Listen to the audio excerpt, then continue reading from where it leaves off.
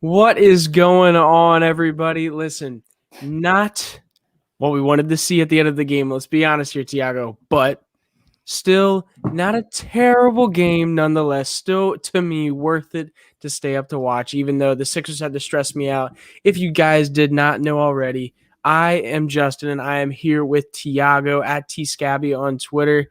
We are going to be doing the post-game show for the Sixers versus the Portland TrailBlazers. So, like I said, Dives, my goodness, Tiago, not what we wanted to see, but overall, what are your thoughts? Yeah, it was a tough one tonight. I'll tell you that. It was a vintage Melo night. In that fourth quarter, he had every single answer to everything that the Sixers threw at them. I thought Tobias had a tough fourth quarter. He played pretty good defense on Melo, but Melo had some tough shots. And in that last foul, he was just a little bit too late to rotate there, and kind of Melo had the inside track on him and drew the contact. So it wasn't the greatest Tobias quarter here to finish the game. I thought the Sixers played really well in the last 5 to 6 minutes of the game, particularly defensively, and they quickly turned a 5-point deficit into a tie ball game. And Portland, man, they have some of the most elite shot makers in the game. I mean, Dame, we saw Gary Trent, we saw Melo tonight. They don't even have CJ out there. They don't even have CJ out there, man. I mean, you have to be on your toes the entire time. Like one false step, one bad angle, and they're gonna burn you. And in that last play, Tobias was just a step late. Melo came down and drew the contact. So, unfortunate loss, but I think there's a lot of positives to take away from this game as well.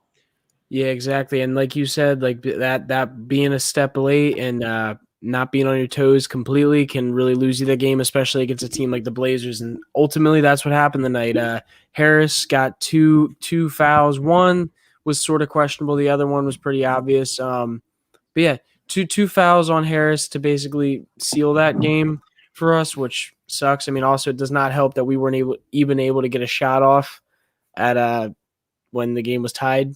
So I was just like, it sucks, but you can't do much about it at this point. Overall, though, let's talk about some of the positives about this game. So one of the big positives I think we can say is Ben Simmons. Ben Simmons' defense, offense, playmaking, rebounding, everything today seemed to be going for him.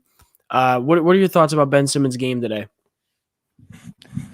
Yeah, I mean, if you're a believer that you think the Sixers can be a championship contender by having an elite defender try to stop an elite shot maker, I think that tonight was a win for the Sixers, because what Ben Simmons did on Dame in that last 2 to 3 possessions, he flat out nullified Dame. I mean, Dame couldn't even get a shot off.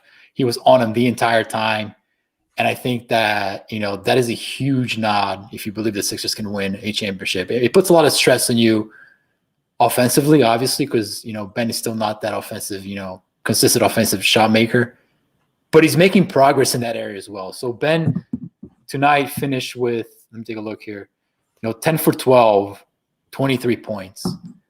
I mean, if you're getting 10 for 12, 23 points, and this type of defense, that is championship type stuff. And, I think Ben has made tremendous progress here in the last couple of weeks around becoming a better finisher.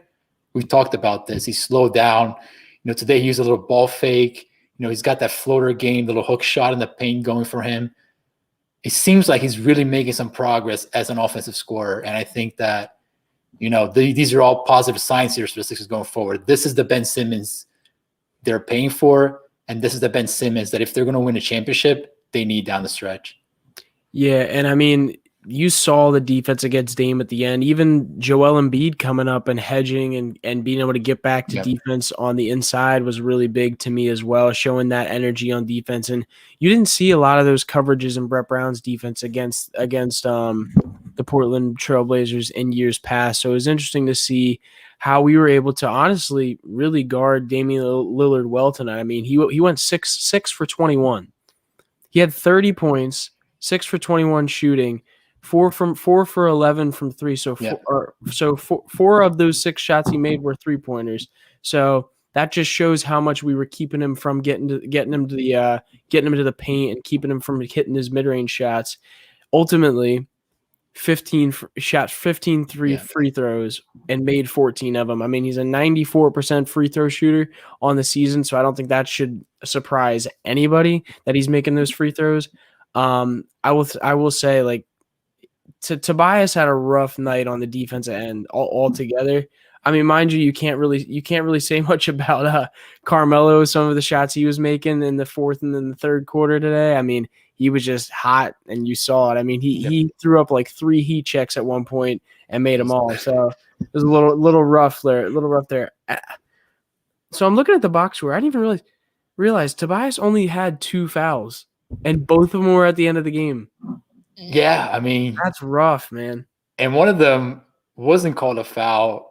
Melo thought it was going to be called a foul. He just kind of threw it up expecting the whistle, and the ball banked in, and there was no whistle. So you're saying, like, it's one of those nights for Melo. You just got to tip your hat. I mean, the guy, I'm not a huge Melo fan, but he's a tremendous shot maker, man. There's no questions about that. There's no question. I will say this, like, on the Dame free throw kind of thing. I mean, one of the things the Sixers are doing, to your point, is they were throwing, hard doubles at him. And, Portland was using Kanter as a screener, and Embiid would flash, and they would try to kind of funnel Dame.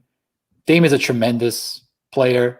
Oftentimes he would split the double team, which at that point, it would leave the lane wide open. And Danny Green, we can have a conversation about Danny Green if you want. I mean, he looks slow. He does not look like the same player. And when he split the double team in the paint, you're expecting Danny to rotate and provide that, like, less line of defense before Dame got to the rim. And oftentimes he wasn't there. He fouled them. It wasn't a really good defensive game from Danny Green. And guys averaging 27 minutes a game, probably playing a little bit too much. I think the Sixers need to figure out what they want to do there here, at least for the regular season, because you need this guy more healthier for the playoffs. Yeah, I think with Danny Green, it's a little bit tough because he is just so, like, it's tough because he is a smart defender. He's smart. It's his body that I don't think is capable of keeping up with the explosiveness of a guy like Damian Lillard, or we saw the other day James Harden. Like, it's tough for him to keep up laterally with guys like that, it seems like. I think what the Sixers are trying to do is groom Matisse into a Danny Green-like player. The problem is that Matisse still hasn't hit that level offensively that Danny may be at right now. And I think what the Sixers care about more right now, rather than one-on-one defending, because that's honestly what I see more of issues with Danny Green. I see his issues are more in his one-on-one defense against guards that are more explosive and a little bit more twitchy getting to the rim. But generally, on his team defense hasn't been terrible and has been passable for when you're playing with guys like Ben Simmons and Joel on the court with you at the same time. So I think they're waiting for guys to really catch up offensively, because Green does give them a little bit more than what Matisse does still. So yeah, that's my opinions on that one. There's definitely a move to be made there. I mean, the Sixers bench continues to not produce at all. Very little stuff on the bench commented on that. Where is that at? Keep talking. Sorry. Yeah, right here. Anthony Hurst says Portland's bench at 45 to Philly's 19. Yeah, and that doesn't surprise me much. You saw Tyrese Maxey wasn't making as many shots around the rim as he typically would. I think he missed like 3 floaters that I remember. Not from looking at the box score right away. Looking at the box score, Dwight Howard only had 3 points. He had a tough time with the rebounds. I think they were really gang rebound. The Portland TrailBlazers were really gang rebounding down there around Howard when the bench unit was out. So it was kind of tough for him to get as many boards as he normally would. Tyrese Maxey went 2 for 8 off the bench. A big guy you were missing today was Shake Milton. Shake is usually, I think Shake's averaging like 13, 14 points on the season right now. And that is a lot of your bench points for the Sixers right now. I think that's a key thing that's missing. Also, you're missing his defense off the bench as well. So and mind you, Shake Milton is not some A+ defender in the NBA, but he's definitely playing a lot better on that end than he has been in past years. Yeah, I hear you on that, Justin. I think, they miss Shake, and I think Mhm. Shake obviously makes a difference. But I think we have to look at within the context of what the Eastern Conference looks like, right? So let's look at, for instance, like the Bucks. Yeah. They can bring out Bobby Portis. They're going to bring out, Bryn Forbes, DJ Augustine. They have legit guys to bring off the bench at any point in Mhm. time. And the Sixers are just not at that level. Yeah. And now you're asking Embiid and you're asking Simmons to play. Tonight they all play between 37, 35 minutes in a regular season game. I Yeah. think they're just too much. So I do think the Sixers need to figure out what they're going to do there, because, the more you watch Maxey, you start to realize he's a little far away from a finished product, and which is Mhm. fine. Like, he's a young kid. He's going to be a good player, but he's not there yet. And the Sixers need to figure out how to get more shooting and more shot making from their bench. Yeah, and I do think that will come when part of that I think will come when Shake gets back. But I do agree with you. I think the depth in the big man position, whether it be stretch big or just another guy who can score in the forward spot, I think Yep. is really important. I've always had my eye on a guy like PJ Tucker, Yerson Ilyasova, or my goodness, Muscala, Mike Muscala. Mike Muscala or Bielitsa, like any of those guys, I think would fare well with this team. You hear a lot of people talking about Lauri Markkanen. I don't know how realistic that is. You're going to have to give up a little bit more to Yeah. get a guy like that. And I think the Sixers are more willing to go for like some cheaper options, whether it is in the buyout market or a Yep. smaller asset in trades. So really, we'll see what happens, but. I'm not too worried with this loss. I think the Sixers just got outplayed at the end of the game, and in some ways outplayed themselves as well. So I think this loss isn't hurting me as much as I think it's hurting this Cooled right here. This loss Yeah. hurts, man. Listen, buddy. Hey, Listen, man, I hear you you. can't win them all. They got Damian Lillard on the other side, and Melo was going off tonight. So can't be too upset about tonight. So overall, what was some of another one of your biggest takeaways tonight, Tiago? Wow. First of all, I just want to say there's cries for Josh Jackson from Detroit. Oh God, Yeah, I'll pass on that one. I don't no, know what thank you, no, thank you, no, thank you. he's been playing better than usual, but I don't see him as a Nah. solution. I do like Patty Mills. I think Patty Mills would be a great Yeah, get here. I think he would be amazing off the bench as well. Like and that's someone I actually wouldn't. I was talking about in the off season when there was some rumors going around about the possibility of bringing him over. Another guy, if possible, that I would love to have on this team would be Rudy Gay. That's somebody who Yeah. and I know that I don't know what the contract situation is there. I haven't looked at his contract, but that kind of guy would be amazing for this team as a guy who's a microwave off the bench who can hit his threes, hit his mid range, drive to the basket. He's a scorer, man. He's a shooter. He's a scorer. So yeah, what are your thoughts? What are your thoughts on the game? Like, do you have any other takeaways from it? Yeah, I mean, I think just the main takeaway here is I think the Sixers continue to have an identity late in the game. So today wasn't so much the entire fourth quarter, but I thought in those last 4 or 5 minutes, again, it was their defense making a big difference. They were down 5-6. They easily erased that that deficit. With a couple of defensive stops and points in transition. And again, Joel Embiid, man, there's not a lot you can say at this point about Joel Embiid. I mean, 13 for 25, 35 points. That seems to be a normal Joel Embiid night, which is insane. And we saw it a lot in the last game, which the Sacramento. It's getting late. Forgot how they played last time. Yeah. Sacramento, and we've seen it again today. I mean, he had a couple of turnovers, but the passing, like he's passing the ball tremendously well off pressure, and I think that's creating a lot of opportunities for the Sixers down low. So, you can clearly tell defenses are throwing everything at him now. He went from we're going to single you, we're going to W, so now we're going to throw everything we have at you, and he's making very smart decisions, getting guys open looks. So another just phenomenal night for Embiid and Ben. And I would say this is probably the best game they played as a duo this year by far. No, I definitely agree with that. And we talked about that a little bit in the Discord. Something I do have to say with that, though, is they played as a really good duo around the rim. And part of me thinks that could be because Portland had nobody around Yes. the rim tonight. So I think that does have something to do with it. But I do agree with you. Tonight was one of their best nights, I think, in their careers together when it came to playing off of each other around that post area.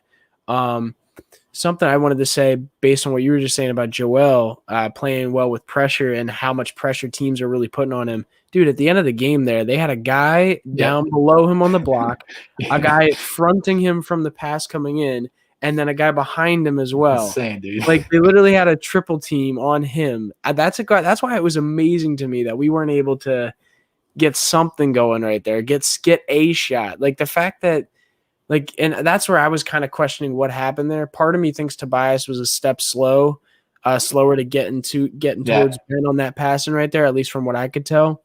But overall, just it kind of surprised me that we weren't able to get a shot off at the end of the game there. Yeah, I wish they would have had Korkmaz out there. So I understand, like, you had shooters and you had Ben inbounding. Obviously you want Joel in there. Mm-hmm. But I thought maybe Korkmaz for Danny Green would have been a better option there at the end of the game. But again, Portland played that really well at the end. Yeah, I don't disagree. The only thing I would say with that is like, once again, when it comes to making shot stuff, if they had to go on the defensive end right after that, because Portland didn't have a foul at that point, or sorry, didn't have a timeout. So they wouldn't have been able to, and also obviously the Sixers would not have wanted to use their timeout there either. So, at that point, it just didn't make it. I think if the ball went onto the other end of the court, they'd rather have Danny Green out there to be able to defend one of their guards. So I think that probably has more to do with it than anything. J.A. Swagga in here says, we're the number 1 seed in the East thus far, and we're not satisfied. That's culture. Listen, man, I can't disagree with that. Like, we're still the number 1 seed in the East. We got to remember that. This is a game that, although it matters, it is on the road. It's on the road game. You're going to lose some of these every once in a while. It's going to happen. So let's just go on to the next one. I think the next one's important. But let's get into player of the game real quick. Who's your player of the game today? Yeah, before I get to play the game, I think it's an important point. Like, the Sixers are going to lose games coming up. Their schedule gets much, much harder, and it's a natural process of an NBA season is you go through your ups and downs. And when you go in a Western Conference trip, you're going to play Utah, you're going to play the Lakers, whatever. Like, you're gonna lose games. But I think it's how the Sixers lose, and I think that the way that they lost tonight is I would consider as a good loss. Like, they competed, they play well in critical moments of the game. They play well offensively. You could tell, like, it mattered, like, to those guys. Like, Embiid was fired up, he wanted it, didn't happen. But let's go back to last year when they were just kind of roll over and die in the second quarter of the game. So you can tell, like, these are different losses, and they're going to learn from these things. So I don't come out of this game with any type of negativity at all. And for me, the player of the game it's been kind of the reoccurring theme here for the last couple of weeks. I think Ben Simmons is playing one of the best basketballs he has been playing as a Sixer. It may not show up in the box score or in the fantasy numbers, but we talked about the defense on Dame. We're talking about how better he's finishing at the rim. And these, to me, look like sustainable improvements. So, when you see how he's finishing near the basket, he's not just tossing things up in the air hoping they fall down. He's doing things differently that gives me confidence that he can be a more well-rounded scorer, and has really embraced the team concept. He's screening for players. He understands his role in the dock, and he's embraced that very well. And to be asked to defend Dame for multiple possessions at the end of the game, it is a lot to put on the 6'10" point guard, and he just welcomed that challenge, man. So give him credit for that. Yeah, it goes to show you just how good of a defender he is, that he's capable of keeping up with a guy who's like 6'2". And we've already said this before. Damian Lillard is explosive, quick, laterally, vertically, straight line speed. He's got it all, and that's why a guy like Danny Green has a hard time on him. So that just shows how elite Ben Simmons' athleticism is, and his IQ. Sorry, it's late. I'm slurring my. We're on the same boat. Yes, sir. Yes, sir. But so you said Ben Simmons. I'm gonna go with Joel Embiid tonight. Obviously, not as efficient as we would have liked to see. I mean, 13 to 25 is nothing to sneeze at. That's not bad at Right. all. But if maybe he makes a few more shots, maybe the game's not as close. Never really know. Missed some free throws tonight, going 8 for 11. Which I love how you can say miss some free throws tonight, going 8 for 11. I mean, I just expect them to go 100% or 90% from the line now. But overall, 35 points, 9 rebounds, 3 assists, 2 blocks on the night, which were I think he had. I thought he had one more, but they called a foul on him at that point. I was kind of confused on that call. I know there's a couple comments on the chat about Doc not using the challenge, and I agree with that. I think Doc has been really shy on that. There was a play last game, which is a clear. I don't remember what it was, but it was a clear call. It should have been a clear reversal.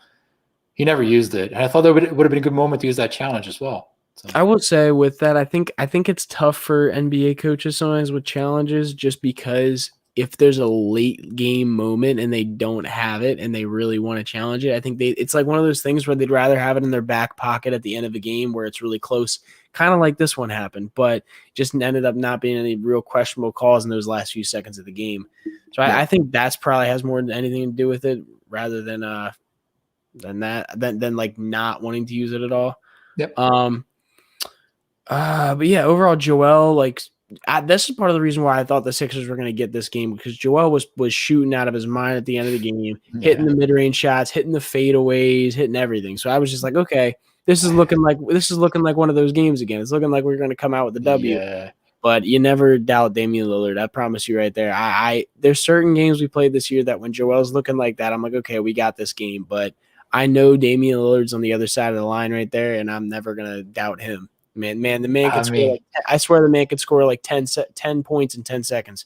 That puts into context how good the Western Conference is, right? I mean, that Portland team is a big-time offensive team. And they're, like a 7-8 seed in the West? I don't even check the standings, but I don't know. I mean, that's incredible, man. I mean, it seemed like – imagine having to play these type of teams every single night and have to survive that juggernaut. So it really makes you appreciate – No, I was going to say, to me, it's not even the team. It's Damian Lillard. Right. But to me, it's not the Portland TrailBlazers are so good. No, it's Damian Lillard is literally, in my opinion, if he's not the best point guard in the league, he's like second or third. Like, he's damn there the best point guard in the league. And you can make an argument, Steph Curry. You can make an argument. I don't know who else is like killing it this year now. Like you can make an argument for a good amount of players. Yeah. Donovan Mitchell, Jamal Murray, but they're not the same. Exactly. But dude, Dame is just like, and obviously I know Damian Lillard is not the best defender, but oh my God, dude, the guy is a walking 40. If you need him to score 40, he can score 40. Like tonight, he went 4 for 20 something. And finished with 30 points. Yeah. 30 points because he got 15 free throws. That's ridiculous. Yeah. Yeah. So, the guy's incredible, man. Yeah. So overall, I'm going to say Joel Embiid is my player of the game. Honestly, just insane score, played good defense tonight. This loss is not on him, in my opinion. They couldn't even get the ball in his hands at the end of the game to give him a chance. So I don't put this loss on him. I don't even really put this loss on anybody. Tobias had a rough night, but just the Blazers hit a lot of shots at the end of the game and a lot of calls we got a little bit unlucky with and just a step slow at points. So like Tiago said earlier, it's a loss, but it's not a bad loss. So I think we're going to move on from this. Overall, though, Tiago, what is your grade from the night? What is your grade for the game? Yeah, I mean, I would give it a B minus. You know, the bench continues to be an issue, obviously. I thought they protected the ball really well. Portland has the lowest turnover rate in the NBA. And if you were to go into Portland and start turning the ball over at a high rate, you might as well just pack up and go home because you're giving them extra possessions between their three-point volume, their offensive rebounds.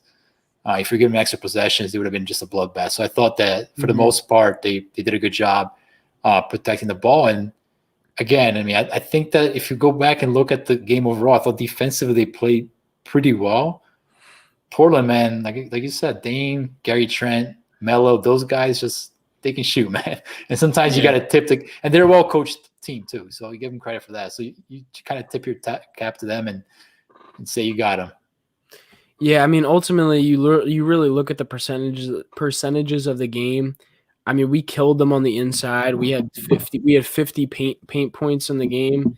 Yeah, They only had 36 points in the paint for the game.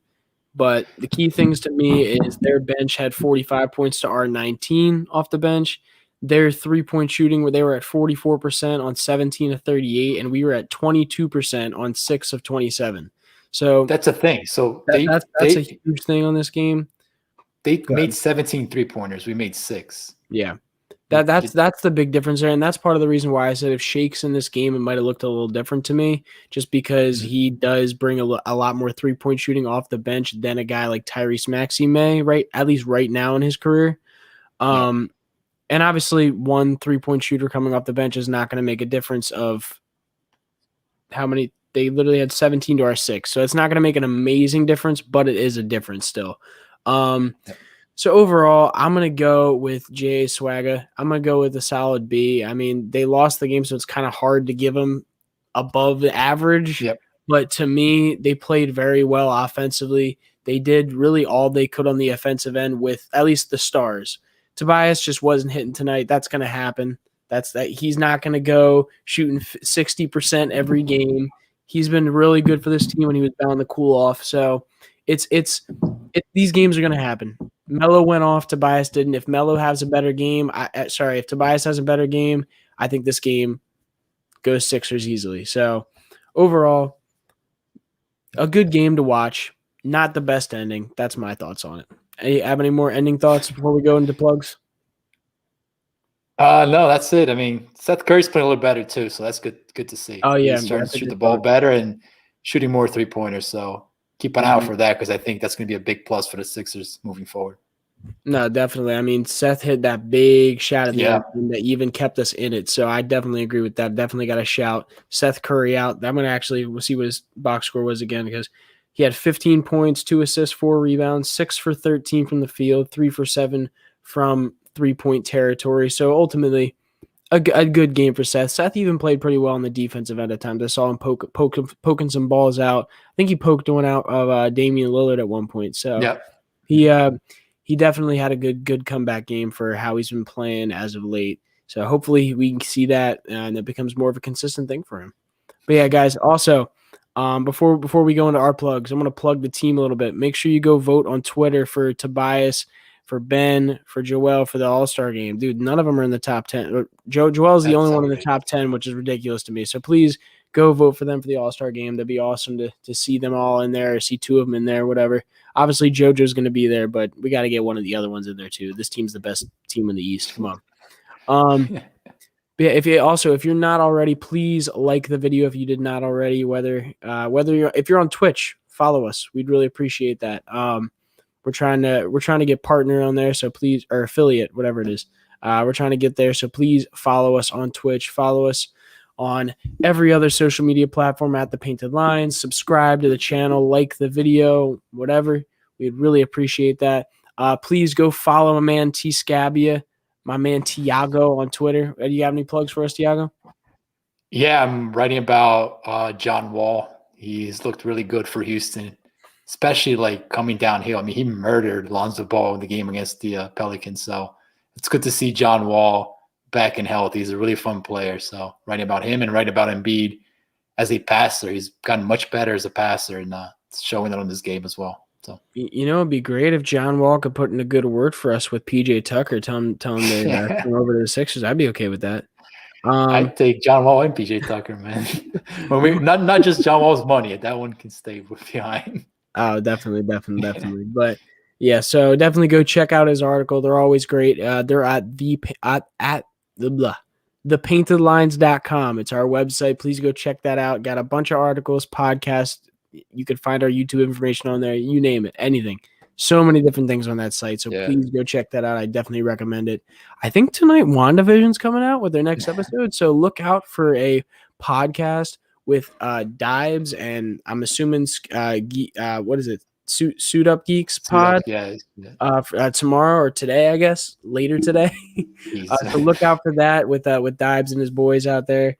And Yeah, go follow me on Twitter at j_persichetti. I think I'm like real close to 300. I think I'm like 2 away. So make sure you go follow that. Also for the Delaware Blue Coats content, Delaware Blue Coats are the Sixers G League affiliate. And if you want to watch their games, they are on ESPN Plus and Delaware TV. So please, please, please go watch those games and come check out me and Dibes recaps of the games and my post-game availabilities that we'll be having on there. I got my first 2 questions today. Nice. Crazy. So How go. was it? How was Oh it? my god, very nervous. You can literally go see the video. It's on there right now. So guys, go check out the video of the post game availability of today's game. I got to ask questions to Jared Brownridge. Oh my goodness, who else was on there? I'm drawing a blank. Paul Reed and He had a Connor big Jackson. game, right? Yeah, Paul Reed, Rajon Tucker had a big game too, but he was not at post game availability. So go check those out. You'll see me asking questions there. Dibes was along with me. But yeah, Cool. So we'll end this. We're a little bit went a little longer than we usually would, but it was a good game. It was a good game to cover. So like I said, go check out the Blue Coat stuff so you can pay attention with everything with me, and I will update you guys. Go follow me on Twitter. Go follow Tiago on Twitter. We'd really appreciate it. Make sure you subscribe to the Painted Lines and smash that like button. We'd really appreciate that as well. And remember, Saturday, Dives will be back with the watch party. We will be back with the watch parties on Saturday, so please don't miss out. I know we've been taking some time off with these late games, but we didn't forget about y'all. So we will see you guys next time. Listen, we love you. Everything's cool. We're gonna be all right. We're gonna be all right. We're gonna chill. It's a loss, but we chilling. All right. See you guys. Have a good night. Get some sleep. Peace.